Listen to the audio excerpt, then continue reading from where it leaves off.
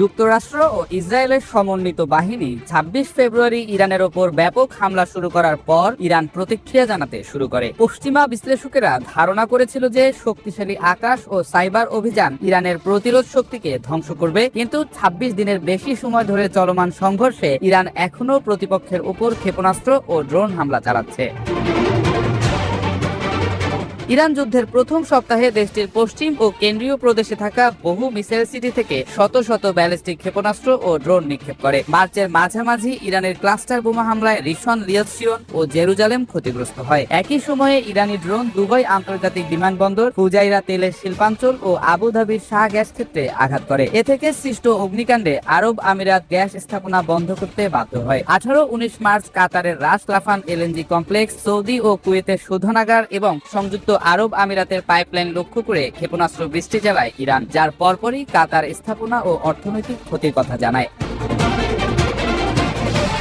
Israel দক্ষিণ ইরানের purse gas ক্ষেত্রে হামলা চালালে তেহরান 18 মার্চ নতুন করে সৌদি আরব ও কাতারে ক্ষেপণাস্ত্র নিক্ষেপ করে, যার প্রেক্ষিতে ইতোমধ্যেই তেল ও গ্যাসের দাম 50% বেশি বেড়ে প্রতি ব্যারেল $110 ছাড়িয়েছে।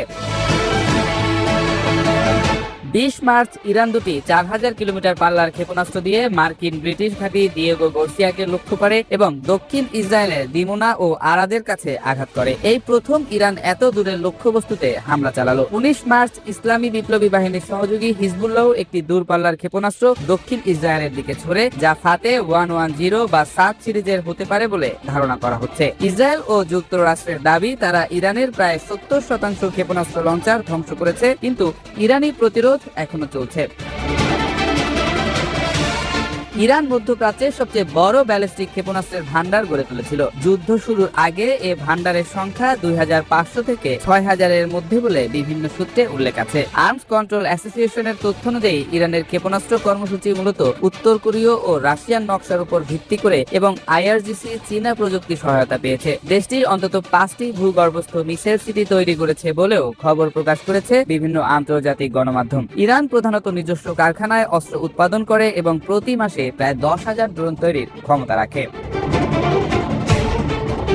চলমান পরিস্থিতিতে সৌদি আরব, কুয়েত, কাতার ও সংযুক্ত আরব আমিরাত বারবার ইরানের ক্ষেপণাস্ত্র ও ড্রোন হামলার নিন্দা করেছে। কুয়েতের রাষ্ট্রদূত জাতিসংঘ মানবাধিকার কাউন্সিলে বলেছেন যে ইরানের আক্রমণ আন্তর্জাতিক ও আঞ্চলিক নিরাপত্তার জন্য অস্তিত্বগত হুমকি এবং আইনের প্রতি অবমাননা। আরব আমিরাতের প্রতিনিধিরা ইরানকে বেপরোয়া সম্প্রসারণবাদী বলে আখ্যা দিয়েছে। কাতারের প্রধানমন্ত্রী শেখ মোহাম্মদ আল থানি ইরানকে রাস লাফান গ্যাস স্থাপনায় হামলার জন্য তোপর এজাদ বলছেন। সৌদি ক্যাবিনেট তেহরানকে সতর্ক করে দিয়েছে যে আরো হামলা হলে পাল্টা হামলা ও যুক্তরাষ্ট্রকে ঘাঁটি ব্যবহারের অনুমতি দিতে বাধ্য হবে।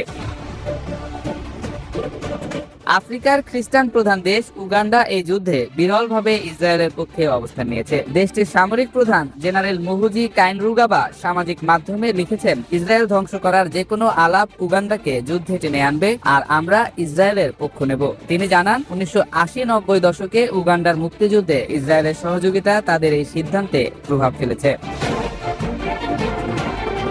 স্ট্রেট অব হরমুজ কার্যত বন্ধ হওয়ায় বিশ্বের মোট তেল ও তরল প্রাকৃতিক গ্যাস সরবরাহের 20% আটকে আছে। ইরানের ক্ষেপণাস্ত্র ও ড্রোন হামলায় কাতার, সৌদি আরব, কুয়েত ও সংযুক্ত আরব আমিরাতে তেল শোধনাগার, গ্যাস ক্ষেত্র ও বন্দর ক্ষতিগ্রস্ত হয়েছে। আন্তর্জাতিক জ্বালানি সংস্থা এটিকে 1973 সালের তেল নিষেধাজ্ঞার পর সবচেয়ে বড় জ্বালানি বিপর্যয় হিসেবে আখ্যা দিয়েছে। মধ্যপ্রাচ্যের তেলের দাম $164 ছাড়িয়েছে। সার, পশুখাদ্য ও খাদ্যপণ্য পরিবহনের সংকটে খাদ্য নিরাপত্তা ঝুঁকির মুখে জাতিসংঘের খাদ্য ও কৃষি সংস্থা সতর্ক করেছে যে যুদ্ধ বন্ধ না হলে বৈশ্বিক খাদ্য সরবরাহের উপর মারাত্মক প্রভাব পড়বে।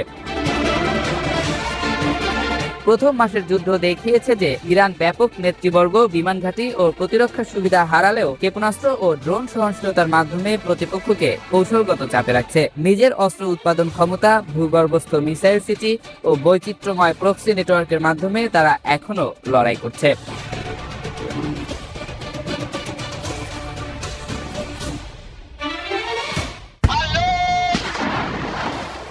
হঠাৎ করেই চলমান ইরান যুক্তরাষ্ট্র ইসরায়েল যুদ্ধের মোড় ঘুরে যাওয়ার ইঙ্গিত পাওয়া যাচ্ছে। এবার আরব দেশগুলো অনেকটা বাধ্য হয়েই বড়সড় সিদ্ধান্ত নিয়েছে, আর তাদের এই সিদ্ধান্ত ট্রাম্পকে হতাশ করেছে বলে প্রতিবেদন প্রকাশ করেছে আন্তর্জাতিক গণমাধ্যম আল জাজিরা।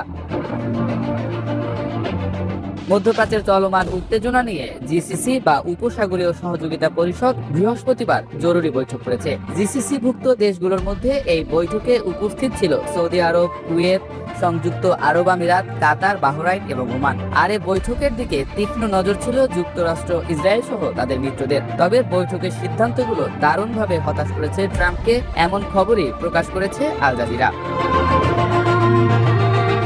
ইরানের চলমান ইসরায়েল ও যুক্তরাষ্ট্রের যৌথ আগ্রাসনের জবাবে প্রতিশোধমূলক হামলার অংশ হিসেবে উপসাগরীয় দেশগুলোতেও আক্রমণ করছে তেহরান। আরব দেশগুলোতে মার্কিন সামরিক ঘাঁটি ও গুরুত্বপূর্ণ স্থাপনা থাকায় সেগুলো লক্ষ্যবস্তু করা হচ্ছে বলে বরাবরই বলে আসছে ইরান। তবে এতে বেশ বিরক্ত ও ক্ষিপ্ত আরব দেশগুলো।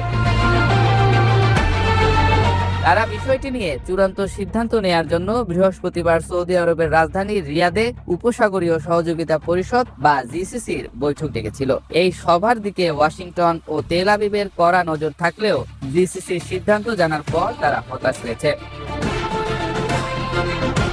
যুক্তরাষ্ট্রের প্রেসিডেন্ট ডোনাল্ড ট্রাম্প বারবার বলে আসছেন ইরানের হামলার জবাব দেবে আরব দেশগুলো। এমনকি তিনি এও বলেছেন যে সৌদি যুবরাজ মোহাম্মদ বিন সালমান নিজেই ইরানের বিরুদ্ধে আক্রমণ চালিয়ে যেতে চান। তিনিও এই যুদ্ধের অংশ, তাকে যোদ্ধা হিসেবেও অভিহিত করেন ট্রাম্প।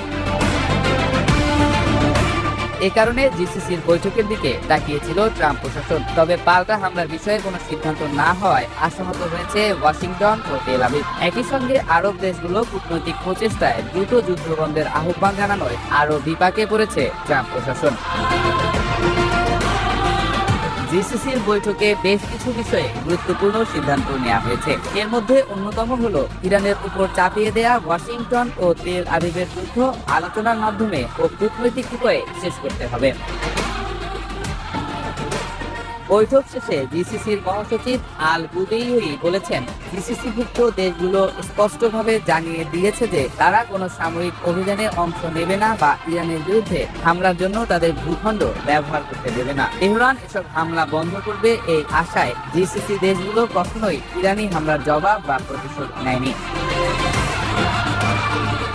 জিসিসি দেশগুলো গত কয়েক বছর ধরে এই অঞ্চলের উত্তেজনা প্রশমনে কাজ করে যাচ্ছে। গত বছরের জুনে যখন ইসরায়েল ইরানকে আক্রমণ করেছিল, তখন জিসিসি দেশগুলো বৈঠক করে সেই হামলার নিন্দা জানিয়েছিল এবং কূটনৈতিক সমাধানের আহ্বান জানিয়েছিল।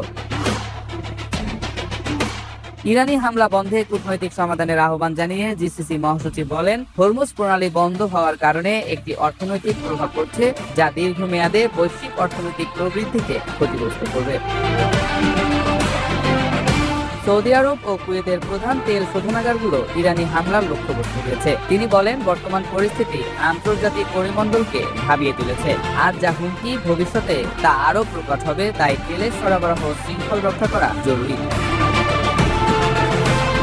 তিনি ব্যাখ্যা করেন যে জিসিসি-ভুক্ত দেশগুলোর মূল বার্তা হলো হামলা বন্ধের জন্য একটি কূটনৈতিক সমাধান খুঁজে বের করা। বিশ্বজুড়ে আমাদের অংশীদারদের প্রতি আমাদের প্রধান বার্তা হলো ইরানকে একটি ঐক্যবদ্ধ আন্তর্জাতিক বার্তা দেয়া, যাতে তারা জিসিসি দেশগুলোর উপর তাদের হামলা অবিলম্বে এবং নিঃশর্তভাবে বন্ধ করে।